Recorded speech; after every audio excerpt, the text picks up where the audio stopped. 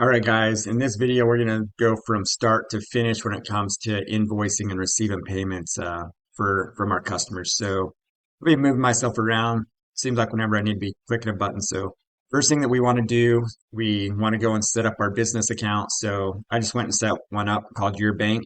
So if you want to see how we set up, you can always go to Edit, Your Bank Account. You can put an account number, bank. I put checking. So I just want to make sure we're using bank. Make sure you're using checking, savings, money market. Okay, so we have our bank account set up. What we want to do is we want to go and invoice a customer to receive some income. So we are going to go over to our plus sign. We're going to click on invoice.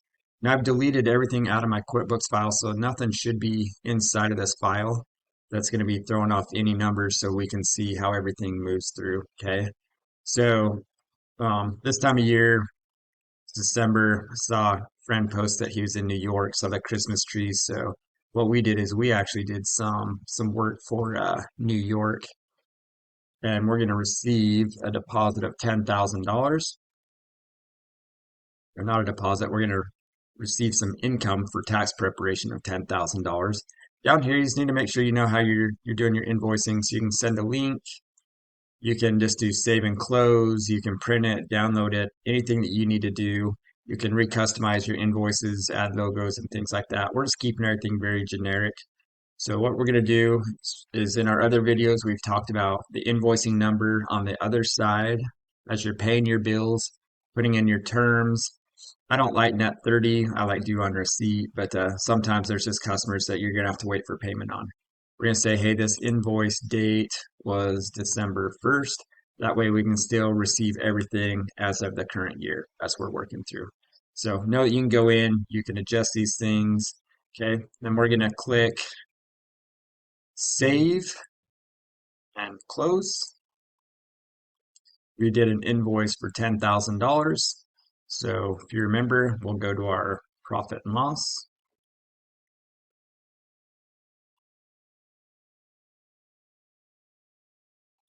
And we're moving here in a couple weeks too. We're buying a house, so hopefully I can find a faster internet. So I thought my internet speeds were pretty fast, but as I'm doing these videos, it seems to take a minute. So remember, we have our two flavors of accounting. We have cash, we have accrual. So we just did an invoice. We have $10,000 of sales. And then if we go to our balance sheet,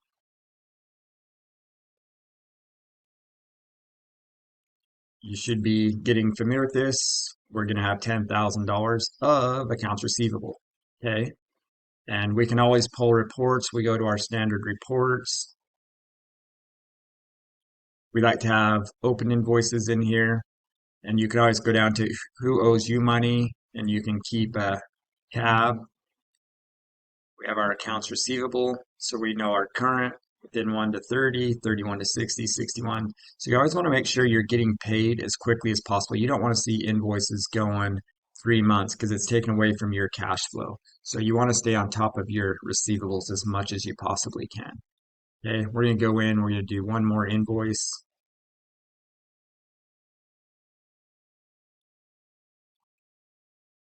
We love New York. There are some good paying clients. Keep everything the same. This time, before we get too far down the road, they wanted to do a consulting call as well. We're going to click save and close. So now they owe us $19,000. Okay. So now the next step, if you remember, and we're just working on these ones right here. So forget all this other stuff. We're just working in this column right here. Next, we wanted to receive payment, right? And so there's two ways to receive payments. So if you remember, we still have our undeposited funds. Okay.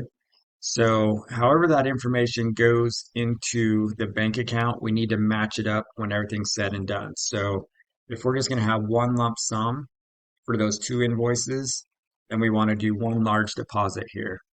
If it's going to be two deposits, two separate deposits, 9,000 and 10,000, we want to do these in separate amounts. But we're going to come to our client, payment date. We're going to say that they're paying us at the end of the year. They paid us by check. And then remember where that undeposited funds is. So once we click that, We have the two checks that came in for the invoices. So we're just going to make one deposit instead of two separate deposits, okay? And then when we make that deposit, we have two checks sitting. We're going to put it undeposited funds just sitting right here in my top drawer. And then when I go to lunch, I'm actually going to run by the bank. The bank's going to give me a deposit slip. And then when I come back, I want to make sure that we make the bank deposit, which is going to move everything from,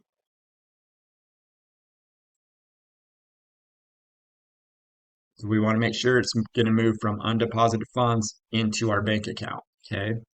Now we have the one deposit, just one full deposit amount for $19,000.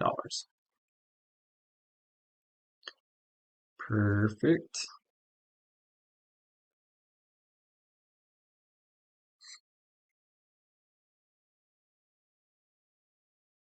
All right. And then the reason why this is kind of throwing me off is I just need to change the date range. Run my report as of not today's date, but the date in the future as we're working. So if that clears out our accounts receivable, now we go to our balance sheet real quick. You need to see that we don't have the funds sitting in undeposited funds. It's now should be sitting in your bank account. So no undeposited funds, money's in bank account. And now what we want to do, we always want to link our bank accounts so that it's just pulling in the data feeds. We don't have to go in and type, think if you have 300 transactions at the end of the month, you want to have to go and type them in. So what we want to do is we actually just want to connect our bank feed so that all that data just comes in. And then at the end of the month, we just have to reconcile the transactions. But in the process, if we're doing accounts receivable and accounts payable, we already have that income right now, so we don't want to be duplicating like I showed you in the previous video. So what you're going to do is you're going to go in, you're going to connect your bank account here. So type in your bank, it's going to help you connect. What we're going to do for simplicity, because we don't have a bank account set up for your bank account, is we're going to do the second option where we're going to upload some transactions here. So we're going to upload into your bank account. We just want to make sure we pull in a quick CSV file. Says it's uploaded it successfully. On my CSV, I had a header. I have two columns. I don't have just plus for income coming in and minus for money going out. I have two columns, money received and money spent. And then month, day, year. And then my column one is a date description. My money received is actually column 4. My money spent was column 3. This is just an optional, so I don't have to worry about that. So I did this on purpose, so I have it where it's going to pull in $19,000 or two separate deposits. So I have this in here on purpose, okay? Just to kind of show you what happens if we don't do things the right way. So now, as it's doing this, picture it that it's just QuickBooks is linked to your bank transaction. It's just pulling in those data feeds for you.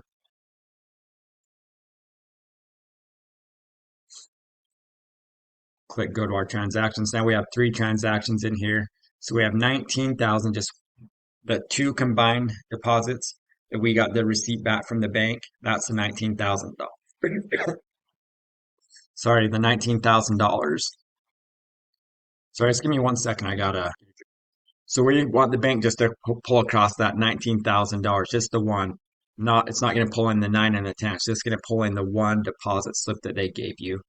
And as you see here, this one's showing a deposit. It's moved over to match where these are categorized.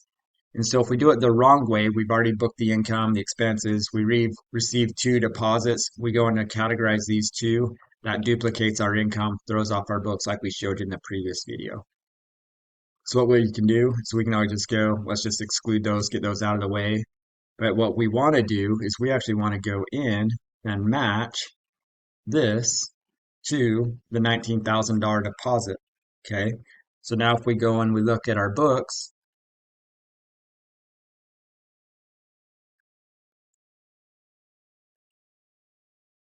boom, right here, we have $19,000 of income.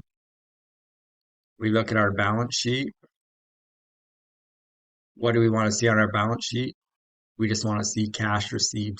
So in theory, you think that it'd be duplicating because you're using that bank feature. All that bank feature is doing is just saying, hey, let's just match these together so we're not duplicating the entry. So we got 10,000 of income, we got $19,000 of income, we have $19,000 of cash. Our balance sheet is on. Remember, our balance sheet always has to be on. It's because we got our cash and our net income from the profit and loss is $19,000. So we're in balance.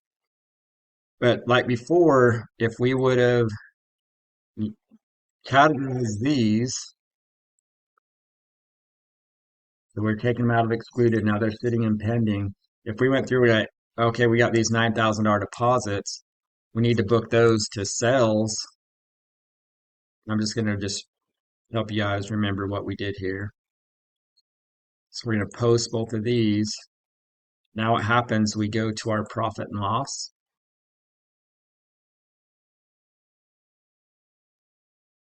You guys should be able to know what's going on by now.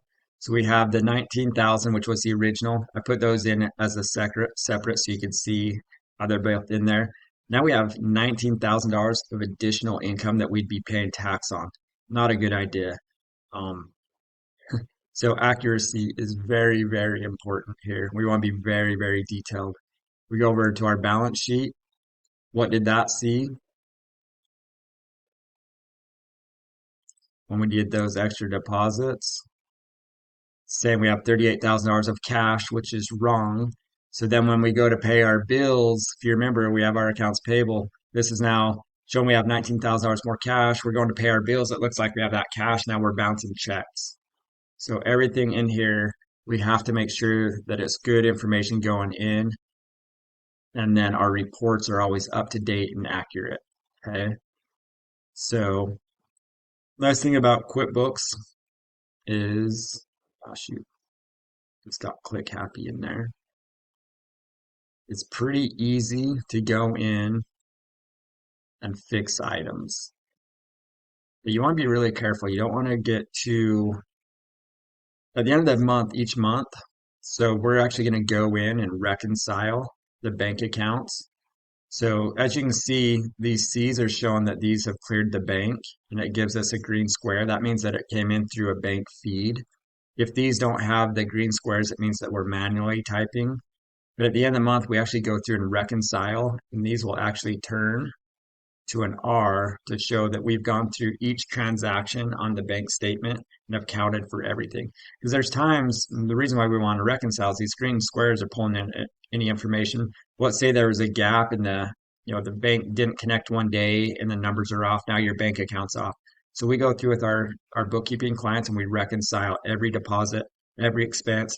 We make sure our beginning balance and our ending balances are always on point so that your data is correct. Your data can get off very quick if you're not doing things correct. So we want to go in, want to put that back into cleared status. Okay, and we just wanted the one $19,000 here, so we can actually go and delete these out of our register. And when we would go to reconcile, we'd say, hey, our cash is off by 19,000. We got to get the correct information in. So now we just have the $19,000. So now our balance sheet is going to be on. But here's the catch. There's always a catch, and this will put you into a loop of chaos and confusion. We have $19,000, so now everything is correct. And now we go back to our bank feed. Since we deleted those out of our register, now they're back in the pending status. It looks like QuickBooks wants you to post them. So that's why we just got to get them out, get them excluded, get them out of there. So now we can see the posted transactions are in here.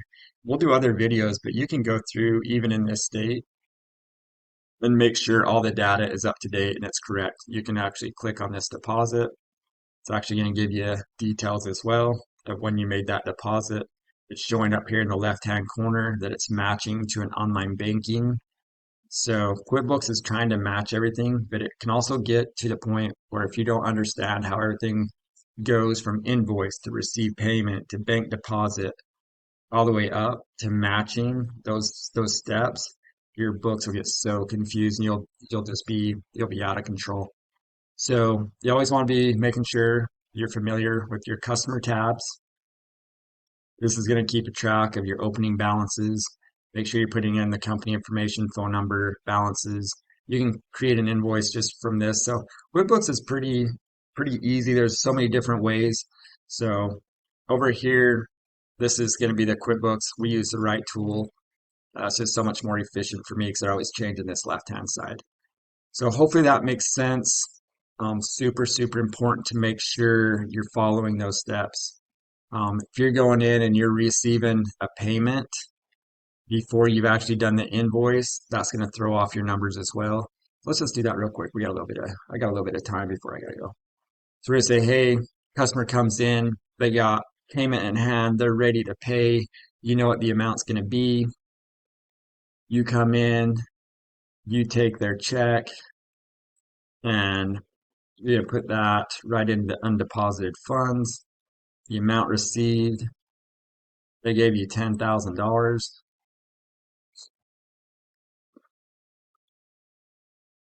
Now my customer balance is showing a negative. So anytime we have negatives, it makes us question what's really going on.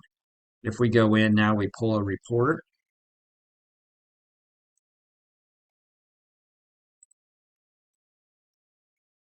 It's showing we have a negative accounts receivable. That should always be a positive, should never be a negative. And so it starts to throw off our data. If we go into our standard reports and we work with the report, so I love having this open invoice.